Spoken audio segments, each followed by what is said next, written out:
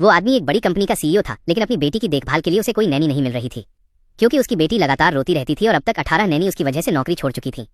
आदमी ने अपने असिस्टेंट को आदेश दिया कि किसी भी हाल में उसकी बेटी की जैविक मां को ढूंढ निकाले। उसी समय एक नई इंटर्न वहां आई और बोली कि वो बच्ची को शांत करने की कोशिश कर सकती है। आदमी ने अपनी बेटी को उसे सौंप दिया। महिला ने प्यार से बच्ची को अपनी गोद में लिया और धीरे धीरे उसे सांत्वना देने लगी।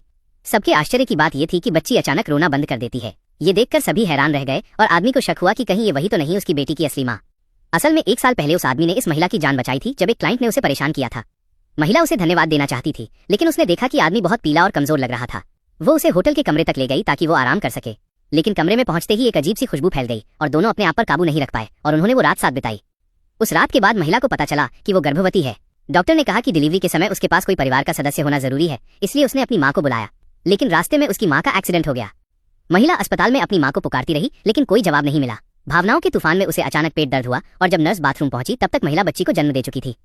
अब अपनी मां को खोने के बाद वो आर्थिक रूप से बेहद कमजोर थी और बच्चे की परवरिश नहीं कर सकती थी। आखिरकार उसने बच्ची को आदमी के घर के दरवाजे पर छोड़ दिया, क्योंकि उसे यकीन था कि वो अमीर है और अपनी बेटी का ख्याल रखेगा।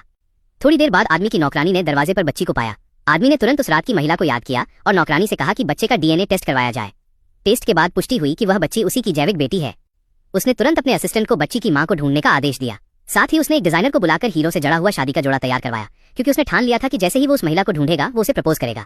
उधर महिला अपनी मां के लिए कब्र की जगह खरीदना चाहती थी, इसलिए पैसे कमाने के लिए उसने एक बड़ी कंपनी में नौकरी ढूंढ ली। उसे पता नहीं था कि वही कंपनी उस आदमी की है। जब आदमी ने देखा कि वही महिला उसकी बेटी को चुप करा सकती है तो उसने तुरंत उसे अपना पर्सनल सेक्रेटरी बना लिया। जब महिला ने सुना कि उसकी सैलरी 50,000 अमेरिकी डॉलर है तो वो बहुत खुश हुई। काम खत्म होने के बाद आदमी के दादा उसे घर ले गए। चूंकि दादा को बाहर जाना था, उन्होंने महिला से कहा कि वो थोड़ी देर के लिए बच्ची का ख्याल रखे। उधर आदमी का असिस्टेंट ये पता लगा चुका था कि वही महिला उस बच्ची की असली मां है।